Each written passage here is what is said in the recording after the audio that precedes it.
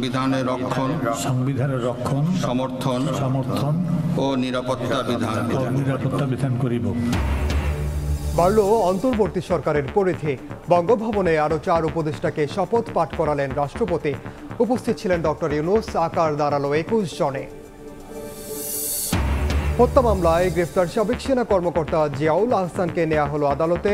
16 জুলাই থেকে 11 আগস্ট বাংলাদেশে নিহত অন্তত 650। জাতিসংঘের প্রতিবেদন। চিকিৎসার জন্য বেগম জিয়াকে দ্রুতই বিদেশে নেওয়া হবে জানালেন মির্জা ফখরুল। প্রতিহিংসা নয়, গণতন্ত্রের মাধ্যমে দেশকে এগিয়ে নেওয়ার আহ্বান।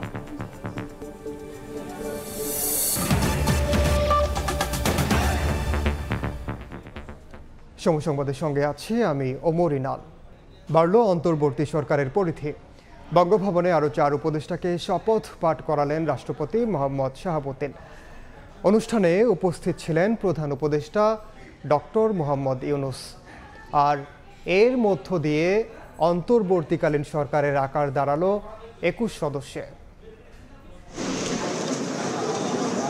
যাত্রা শুরুর 1 সপ্তাহ পর আবারও বাড়ল অন্তর্বর্তীকালীন সরকারের পরিসর। শুক্রবার ছুটির দিনে বঙ্গভবনে নতুন দায়িত্ব পাওয়া 4 উপদেষ্টা। বিকেল 4টায় বঙ্গভবনের দরবার হলে নতুন 4 উপদেষ্টাকে শপথ বাক্য পাঠ করান রাষ্ট্রপতি মোহাম্মদ শাহাবুদ্দিন।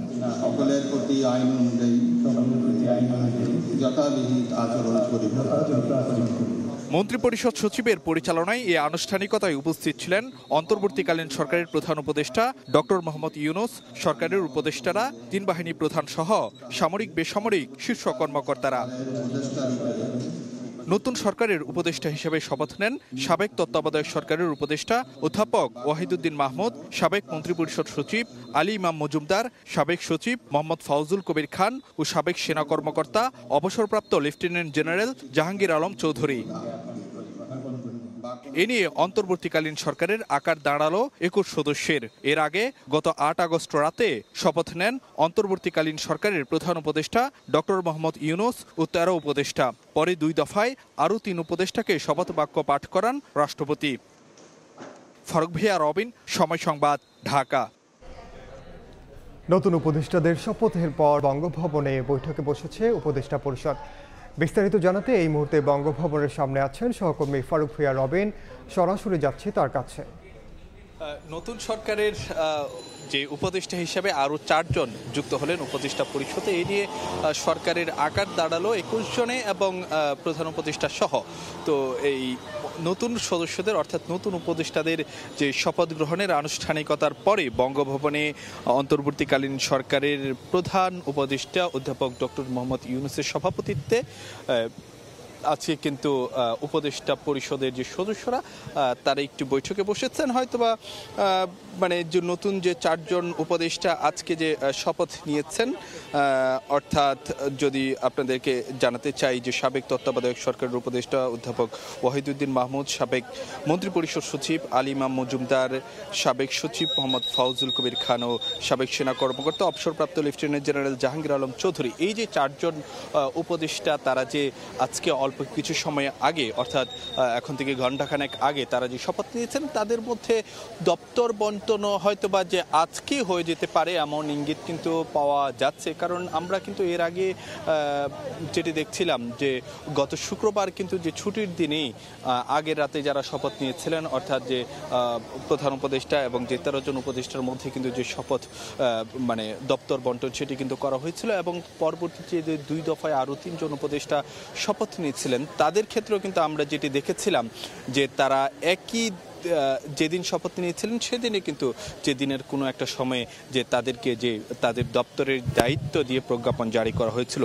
এখন পর্যন্ত আমরা যেটি দেখেছি যে প্রধান উপদেষ্টা অধ্যাপক ডক্টর মোহাম্মদ ইউনূসের আওতাধীন রয়েছে যে 24টি মন্ত্রণালয় ও বিভাগের দায়িত্ব।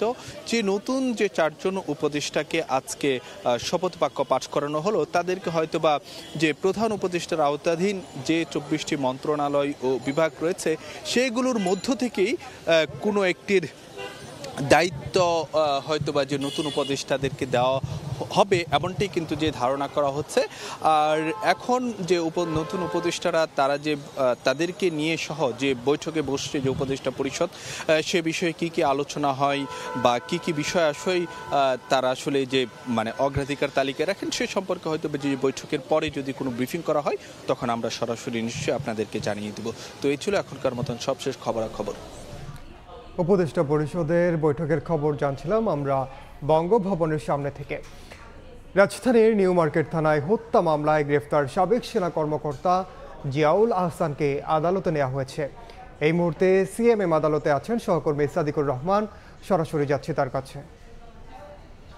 সাবেক সেনা কর্মকর্তা মেজর জেনারেল জিয়াউল আহসান তাকে কিন্তু কিছুক্ষণ আগে কড়া পাহারায় কিন্তু ডিবি কার্যালয় থেকে এই সিএমএম আদালতে নিয়ে আসা হয়েছে এবং আদালতের যে গ্যারতখানা আছে সেখানে রাখা হয়েছে এবং কিছুক্ষণ পরে কিন্তু তাকে আদালতের যে বিচারকের যে এজলাস কক্ষ আছে সেখানে কিন্তু তোলা হবে এবং তার বিরুদ্ধে যেই মামলাটি আসলে নিউ মার্কেট থানায় যে হত্যা মামলা দায়ের করা হয়েছিল সেখানে তাকে গ্রেফতার দেখানো হয়েছে এবং এই হত্যা মামলা জিজ্ঞাসাবাদের জন্য তাকে 10 দিনের রিমান্ডের আবেদন করা হয়েছে। সেই আবেদনের উপর শুনানি হবে কিছুক্ষণ পর।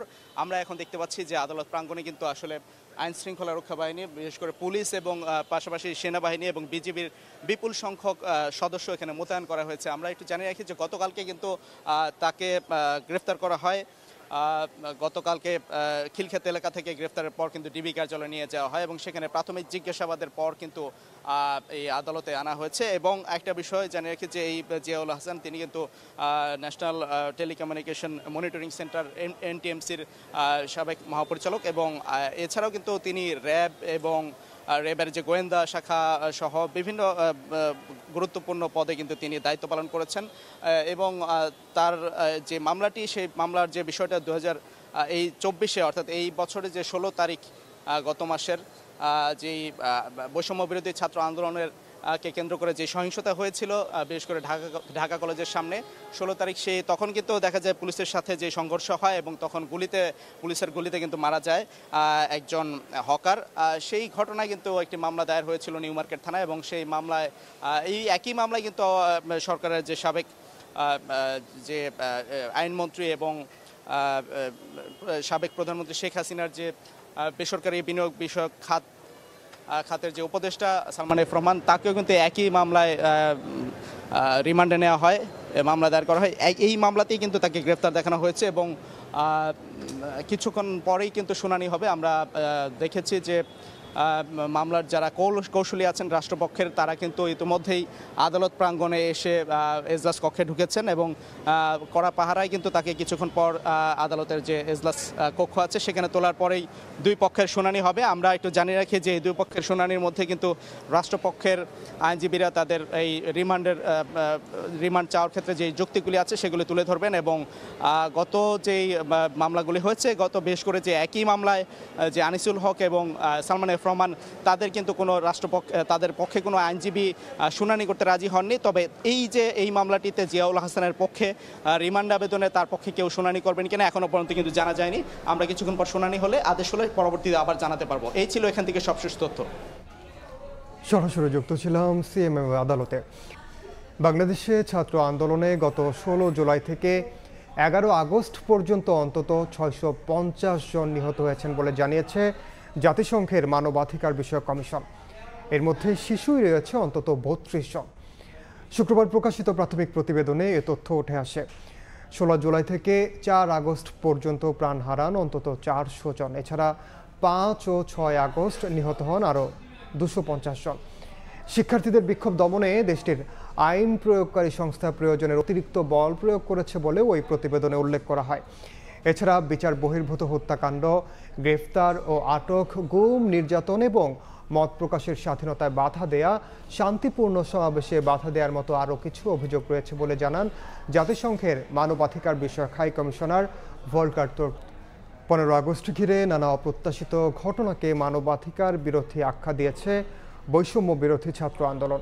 তারা বলছে বিপ্লব বিতর্কিত করতে আওয়ামী লীগ ও ছাত্রলীগ ছদ্মবেশে এসব ঘটনা ঘটাতে পারে। তবে তদন্তে কোনো সমন্বয়ক জড়িত থাকার প্রমাণ পাওয়া গেলে ব্যবস্থা নেওয়ার কথা জানিয়েছেন অন্যতম সমন্বয়ক সার্জিস আলম। এদিকে সড়কে পুলিশ ট্রাফিকের দায়িত্বে ফেরায় শিক্ষার্থীদের ক্লাসে যাওয়ার প্রস্তুতি নেওয়ার পরামর্শ দেন তিনি। শুক্রবার সকালে ঢাকা বিশ্ববিদ্যালয়ের অমর ২১ হলে এ বিষয়ে কথা বলেন বৈষম্য বিরোধী ছাত্র আন্দোলনের অন্যতম সমন্বয়ক সার্জিস আলম। বিপ্লব ঘটানোর সম্ভাবনা রয়েছে। বৃহস্পতিবার ধানমন্ডিতে ঘটে যাওয়া ঘটনাকে মানবতা বিরোধী আখ্যা দিয়ে তিনি বলেন, ছাত্র জনতার অর্জনকে বিতর্কিত করতেই আওয়ামী লীগ ও ছাত্রলীগ ছদ্মবেশে এসব ঘটনা ঘটিয়ে থাকতে পারে। তবে তদন্তে বৈষম্য বিরোধী ছাত্র আন্দোলনের কারো জড়িত থাকার প্রমাণ পাওয়া গেলে নেওয়া হবে ব্যবস্থা। আওয়ামী লীগ, ছাত্রলীগ, যুবলীগ তাদের অসংখ্য মানুষজন বিভিন্ন ছদ্মবেশে ওখানে ছিল এই কারণে যে তারা একটা অস্থিতিশীল অবস্থা তৈরি করতে চায়। আমরা খুঁজে তথ্য প্রমাণের ভিত্তিতে যদি সিঙ্গেল একজন সমন্বয়ক বা সহ সমন্বয়ক পুরো বাংলাদেশে পেয়ে থাকি, এটার সাথে যুক্ত কোনোভাবে আমরা তৎক্ষণাৎ তাকে আমাদের ওই কমিটি থেকে, ওই টিম থেকে বহিষ্কার করব। তারা মানবাধিকার লঙ্ঘন করেছে। তারা যে কাজটি করেছে, মানে একজন মানুষকে বিবস্ত্র করা থেকে শুরু করে গায়ে হাত তোলা, এগুলো কোনোদিন আইনসঙ্গত নয়। ২০১৩ সালে হেফাজতে ইসলামের সমাবেশকে কেন্দ্র করে আওয়ামী লীগের নির্দেশে পুলিশ ধর্মপ্রাণ মুসল্লিদের কানে ধরানোর মাধ্যমে এই সংস্কৃতির সূচনা করেছিল বলে অভিযোগ করেন সার্জিস। আর ১৫ আগস্ট রাষ্ট্রীয়ভাবে শোক দিবস পালনের পক্ষপাতী নয় বৈষম্য বিরোধী ছাত্র আন্দোলন। তবে কেউ ব্যক্তিগতভাবে শোক পালন করলে তাতে বাধা দেওয়ার বিপক্ষে তিনি। ২০১৩ সালে আমরা দেখেছিলাম হেফাজতে ইসলাম যখন তাদের মতিঝিলে এই যে সমাবেশটি করেছিল, ওই সময়ে পুলিশকে কাজে লাগিয়ে, পুলিশকে অপব্যবহার করে আওয়ামী লীগ তার ক্ষমতার অপব্যবহার করে অসংখ্য আলেম ওলামাদেরকে কান ধরে উঠবস করিয়েছিল। সেই সচিত্র ছবি এবং ভিডিও এখনও আমাদের কাছে আছে। আমরা মনে করি না যে এই রাষ্ট্রীয় শক্তি তারা যেভাবে পালন করছে এটি হওয়া উচিত, কিন্তু তারা যদি ব্যক্তিগত জায়গা থেকে যতটুকু পালন করতে চায় ওইটুকুতে ন্যূনতম রেসপেক্ট আমাদের শো করা উচিত। পুলিশ ট্রাফিকের দায়িত্ব নেয় শিক্ষার্থীদের ক্লাসে ফিরে যাওয়ার আহ্বান জানান সার্জিস।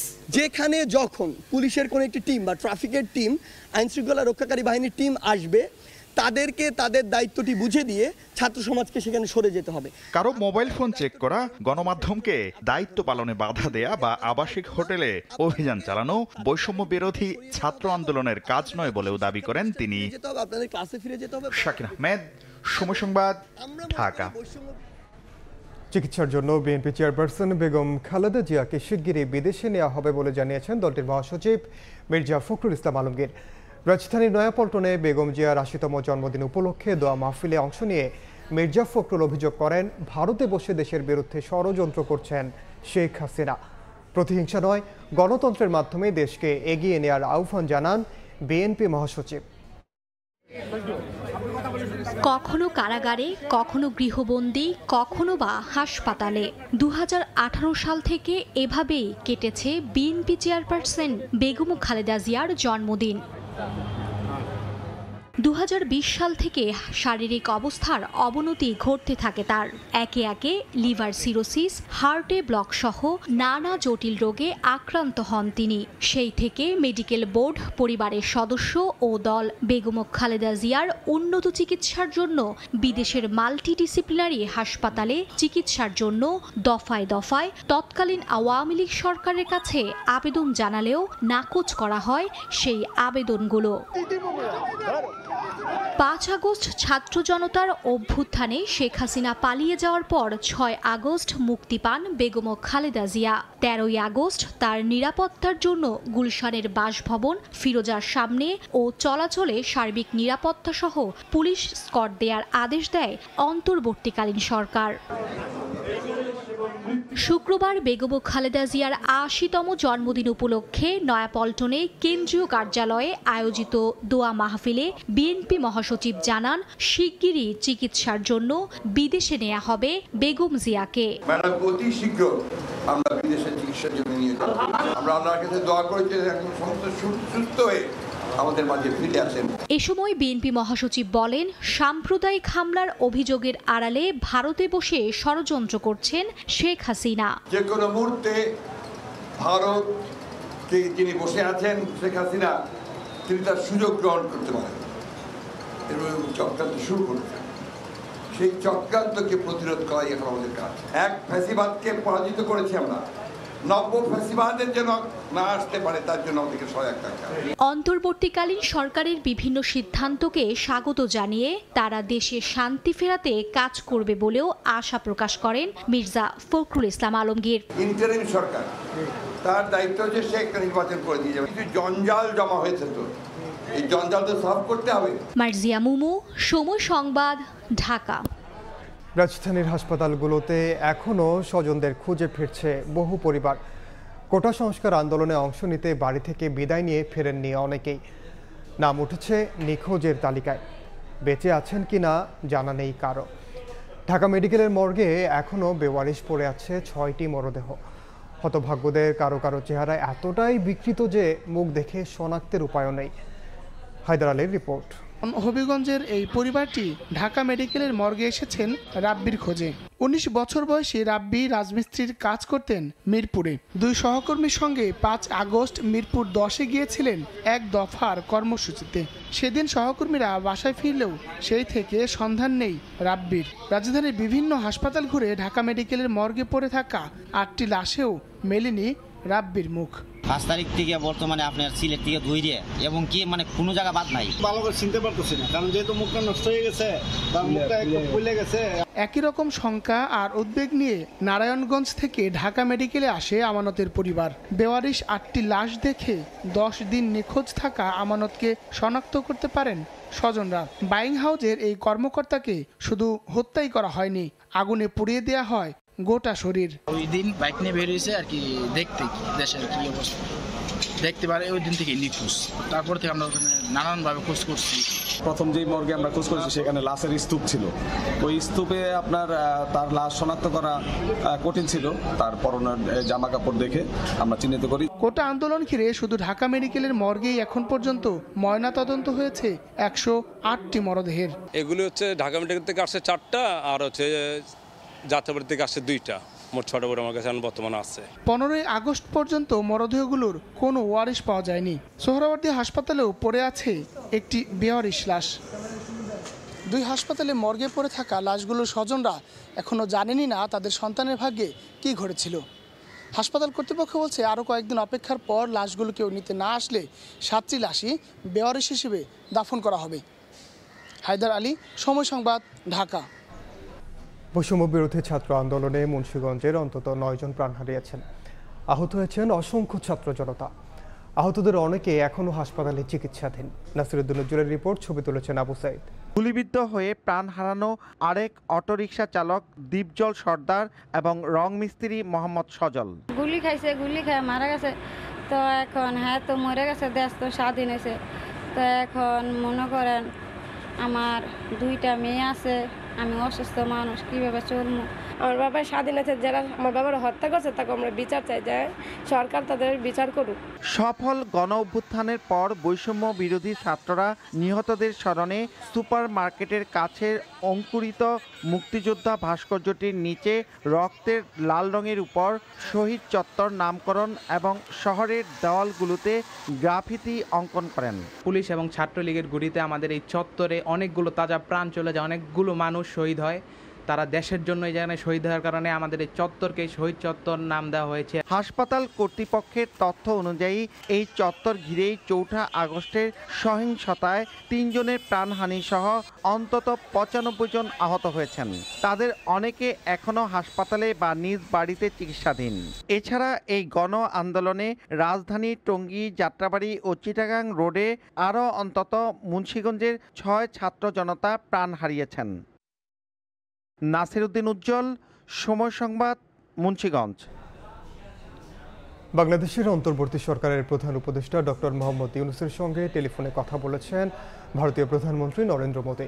শুক্রবার বিষয়টি নিশ্চিত করে এক এক্স পোস্টে ভারতের প্রধানমন্ত্রী বলেন, বাংলাদেশে বসবাসরত সনাতন ধর্মাবলম্বী সহ বিভিন্ন সম্প্রদায়ের নিরাপত্তা নিশ্চিতের পাশাপাশি হামলা বন্ধে কার্যকর ব্যবস্থা গ্রহণের নিশ্চয়তা দিয়েছেন প্রধান উপদেষ্টা ডক্টর মোহাম্মদ ইউনূস। বাংলাদেশের প্রধান উপদেষ্টার পক্ষ থেকে এই টেলিফোন করা হয় বলেও জানান ভারতের প্রধানমন্ত্রী। জাতীয়করণের এক দফা দাবিতে রাজউক বঙ্গভবন মোড়ে বিক্ষোভ করেছেন বেতন বৈষম্য বিরোধী গ্রাম পুলিশ। বিকেলে জাতীয়করণের দাবিতে বঙ্গভবন মোড়ে অবস্থান নেন গ্রাম পুলিশ সদস্যরা। পরে গাড়ি থেকে নেমে অবস্থানকারীদের সঙ্গে কথা বলেন স্বরাষ্ট্র উপদেষ্টা এম শাখাওয়াত হোসেন। আপনারা 7 জন আসেন, আমি এটা নিয়ে যাচ্ছি। আমি থাকলে ইনশাল্লাহ এই বিষয়টা আমরা আলোচনা করব যে আপনাদের কিভাবে সুরাহা করা যায়। বুঝতে পারছেন? এখন আপনারা আমার একটা কথা শুনবেন? শুনবেন তো? তাহলে আপনারা হইচই এখান থেকে যান, আমি শুনে নিচ্ছি। আদিবাসী হিসেবে সাংবিধানিক স্বীকৃতি সহ নানা দাবিতে কেন্দ্রীয় শহীদ মিনারে কালচারাল শোডাউন করছেন আদিবাসীরা। এই মুহূর্তে সেখানে আছেন সহকর্মী তোহা খান তামিম, সরাসরি যাচ্ছি তার কাছে। আদিবাসীরা তাদের 11 দফা দাবিতে যে কালচারাল শোডাউন, সেই কালচারাল শোডাউন করছে কেন্দ্রীয় শহীদ মিনারে। কিছুক্ষণ আগে সাঁওতালদের একটি যে পরিবেশনা, সেই পরিবেশনা কিছুক্ষণ আগে হয়ে গেছে এবং আর এখন এর পরেই আরেকটি পরিবেশনা শুরু হবে। আমরা একটু বলে রাখি, সেটি হচ্ছে যে আদিবাসীরা তাদের যে সাংবিধানিক স্বীকৃতি, সমতলে আদিবাসীদের জন্য পৃথক মন্ত্রণালয় এবং ভূমি কমিশন গঠন, পাশাপাশি আদিবাসীদের নিরাপত্তা নিশ্চিতের দাবিতে এই যে দাবি সহ এবং আরো 11 দফা দাবি নিয়ে কালচারাল শোডাউন, সেই কালচারাল শোডাউন করছে। এবং এর আগে আমরা দেখেছি যে শাহবাগ থেকে, রাজধানীর শাহবাগ থেকে তারা একটি যে মিছিল, সেই মিছিল নিয়ে তারা শাহবাগ মোড় প্রদক্ষিণ করে যে শহীদ মিনার, সেই শহীদ মিনারে শেষ হয়। এছাড়া তারা তাদের যে বিভিন্ন দাবি দেওয়া, সেই দাবি দেওয়ার পক্ষে নানা ধরনের স্লোগান দিচ্ছেন এবং এখানে কিছুক্ষণ আগে যে একটি সমাবেশ, সংক্ষিপ্ত সমাবেশ, সেই সংক্ষিপ্ত সমাবেশ হয়ে গিয়েছে। সমতল আদিবাসীদের জন্য পৃথক মন্ত্রণালয়, এছাড়া নানা সময়ে আদিবাসীরা যে হত্যাকাণ্ডের শিকার হয়েছে বিভিন্নভাবে, তার বিচার দাবি করেছেন তারা। পাশাপাশি তারা বলছেন যে তাদের সাংবিধানিক যে অধিকার, সাংবিধানিক যে স্বীকৃতি আদিবাসী হিসেবে, সেই সাংবিধানিক স্বীকৃতির তারা কথা বলছেন। এছাড়া পৃথক একটি মন্ত্রণালয় গঠনের তারা কথা বলছেন। এছাড়া ভূমি কমিশন গঠন, পাশাপাশি তাদের যে সার্বিক নিরাপত্তা, সেই সার্বিক নিরাপত্তার কথাই কিন্তু তারা বারবার করে উচ্চারিত করছেন। তো এই যে বিক্ষোভ মিছিল হয়েছে, বিক্ষোভ মিছিল পরবর্তী কেন্দ্রীয় শহীদ মিনারে একটি সংক্ষিপ্ত সমাবেশ হয়েছে। সংক্ষিপ্ত সমাবেশের পরে তারা তাদের যে কালচারাল শোডাউন, সেই কালচারাল শোডাউন তারা শুরু করেছেন। এখন একটি গানের যে প্রস্তুতি, সেই গানের প্রস্তুতি নেওয়া হচ্ছে। আমরা সেই গান কিছু একটু শুনতে চাই।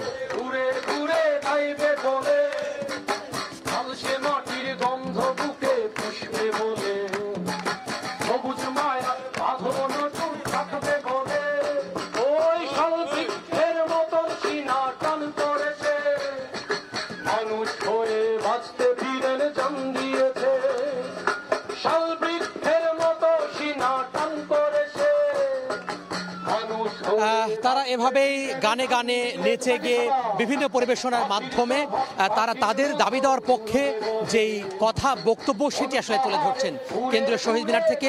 এই ছিল আমার হাতে সবশেষ। সরাসরি যুক্ত ছিলাম আমরা কেন্দ্রীয় শহীদ মিনারে।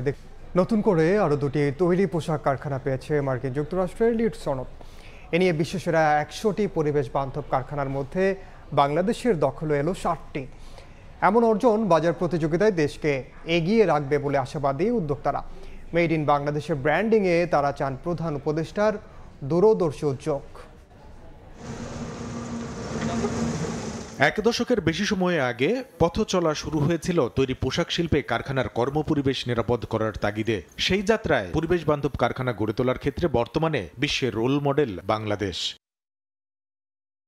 ইউএস গ্রিন বিল্ডিং কাউন্সিলের সবশেষ তথ্য বলছে চলতি মাসে বাংলাদেশের আরও 2টি পোশাক কারখানা পেয়েছে লিড সনদ। আর এতেই বিশ্বসেরা 24টির মধ্যে 22টি সহ 100টি সবুজ কারখানার 60টিই থাকলো বাংলাদেশে। পরের অবস্থানে থাকা পাকিস্তানের রয়েছে মাত্র 9টি, ভারতের 8টি আর শ্রীলঙ্কার রয়েছে 6টি কারখানা। বিশ্বব্যাপী এমন স্বীকৃতি আগামীর বাজার দখলে এগিয়ে রাখবে বলে আশাবাদী উদ্যোক্তারা। যতটা বেশি আমরা এখন থেকে প্রস্তুত থাকবো কার্বন এমিশনের ক্ষেত্রে, এই জায়গাগুলোতে কাজ করতে পারবো, ততটা আমরা সামনে প্রতিযোগিতায় কিন্তু আমরা এগিয়ে থাকবো। কার্বন মুক্ত বিশ্ব গড়ার প্রত্যয়ে বিনিয়োগে এগিয়ে থাকার পরও যেন দ্বিপাক্ষিক বাণিজ্যে পিছিয়ে পড়তে না হয়, এজন্য মেড ইন বাংলাদেশের ব্র্যান্ডিংয়ে প্রধান উপদেষ্টা ডক্টর মোহাম্মদ ইউনূসের সর্বোচ্চ সহযোগিতা চান তারা। ওনার তো আসলে বিশ্বব্যাপী একটা পরিচিতি, ব্যাপক পরিচিতি আছে এবং অ্যাকসেপ্টেন্স লেভেলটা অনেক বেশি। যে দেশগুলো আমাদের থেকে মূলত সোর্সিং করে, বা আপনি যদি টোটাল ব্র্যান্ড ইমেজের কথা বলেন, ওনার একটি সারা বা ওনার একটি ইশারা কিন্তু, সাপোর্ট কিন্তু অনেক কিছু গুরুত্ব বহন করে বা করবে। রপ্তানি আয় বাড়াতে কৌশলী বাণিজ্যিক ও কূটনীতি নিয়ে সরকারকে কাজ করার পরামর্শ দিচ্ছেন অর্থনীতিবিদরা। এই মুহূর্তে বাংলাদেশে সারা পৃথিবীর সবচেয়ে বেশি সবুজ পরিবেশ বান্ধব কারখানা রয়েছে, কিন্তু তার কোনো কাঙ্ক্ষিত সুফল আমরা লাভ করতে পারছি না। আমরা আমাদের তৈরি পোশাকের দাম পাচ্ছি না, একই সঙ্গে তৈরি পোশাকের যে রপ্তানি আয় সেটিও বাড়াতে পারছি না। এই অবস্থায় মাননীয় প্রধান উপদেষ্টার যে আন্তর্জাতিক ভাবমূর্তি রয়েছে, বিশেষ করে তিনি যে নেট জিরো কার্বন ইমিশনের আন্দোলন শুরু করেছিলেন তা সারা পৃথিবীতে ছড়িয়ে গেছে, এটিকে কাজে লাগাতে হবে। এদিকে গেল 14 আগস্ট তৈরি পোশাক শিল্পের উদ্যোক্তাদের সঙ্গে বৈঠকে নিজের পরিচিতি আর আন্তর্জাতিক গণমাধ্যমকে কাজে লাগিয়ে বাংলাদেশের বাণিজ্যিক ব্র্যান্ডিং এ সব ধরনের পদক্ষেপ নেওয়ার আশ্বাসও দিয়েছেন অন্তর্বর্তী সরকারের প্রধান উপদেষ্টা ডক্টর মোহাম্মদ ইউনূস। কামরুল হাসান সবুজ, সময় সংবাদ, ঢাকা। রাজধানীর কারণ বাজারে ভোক্তা অধিকার সংরক্ষণ অধিদপ্তরের সঙ্গে বাজার মনিটরিংয়ে অংশ নেন বৈষম্য বিরোধী আন্দোলনের শিক্ষার্থীরা। এ সময় আল্লাহর দান চিকেন হাউস নামের একটি দোকান থেকে 150 কেজি মরা মুরগি উদ্ধার করা হয়। জিজ্ঞাসাবাদে দোকানি স্বীকার করেন মরা মুরগি সরবরাহ করা হতো রাজধানীর 5 তারকাসহ অভিজাত হোটেল রেস্তোরাঁয়। সারা দেশে বৈষম্য বিরোধী ছাত্র আন্দোলনকারী এবং ভোক্তা অধিকার সংরক্ষণ অধিদপ্তরের যৌথ অভিযান চলছে।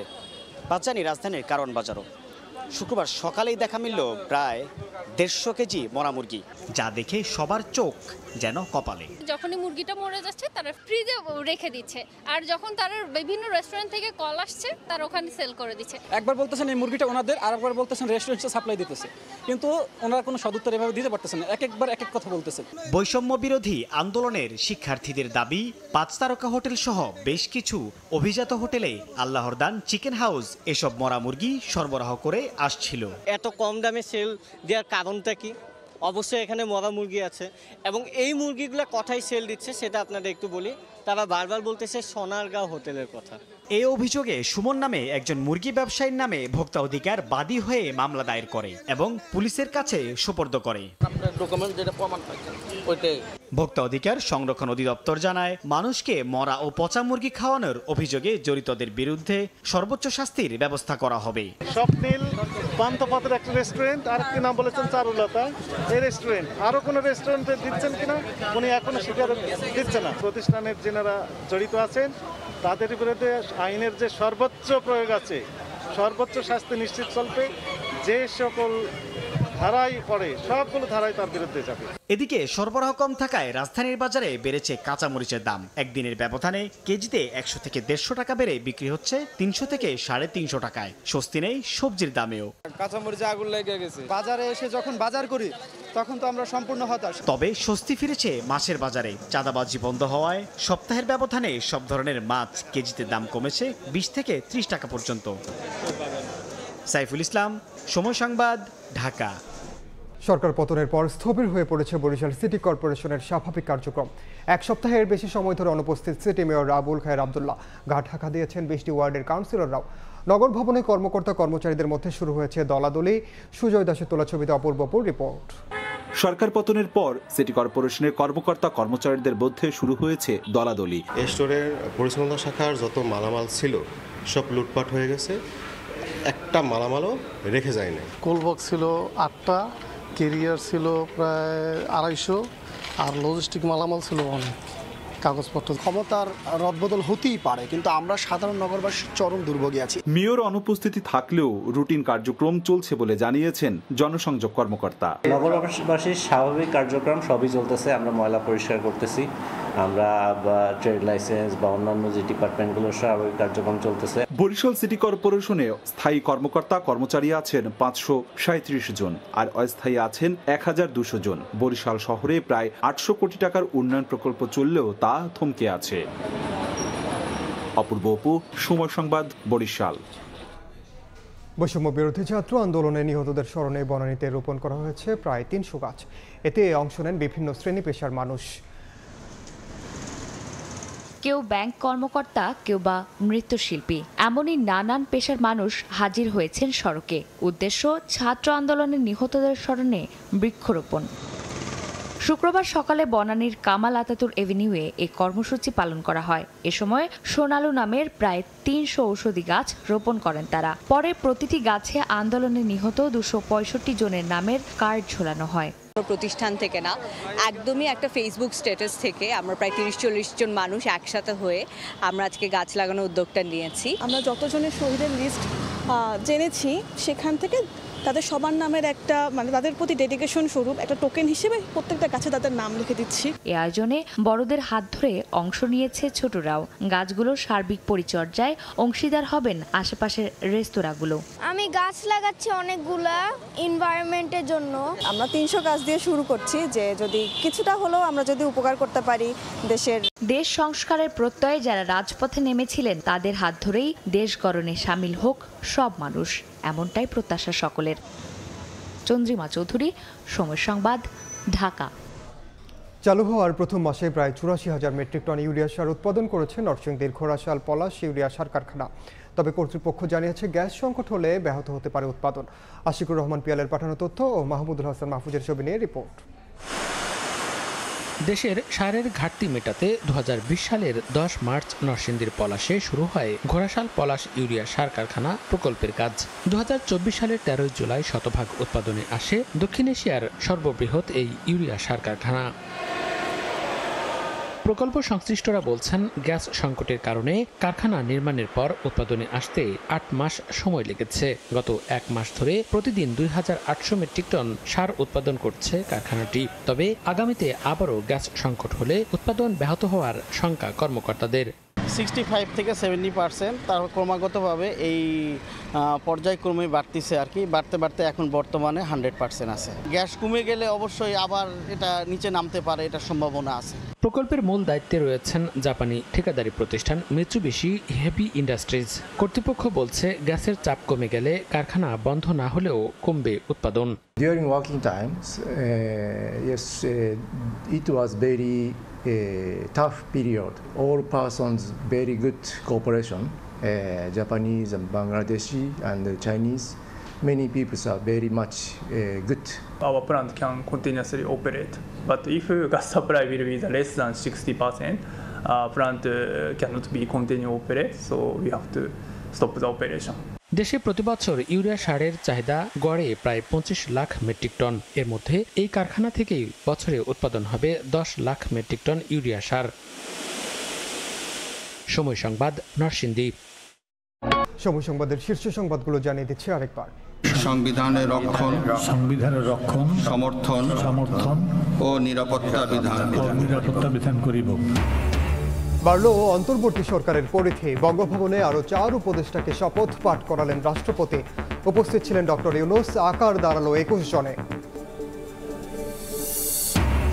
হত্যা মামলায় গ্রেফতার সাবেক সেনা কর্মকর্তা জিয়াউল আহসান 8 দিনের রিমান্ডে।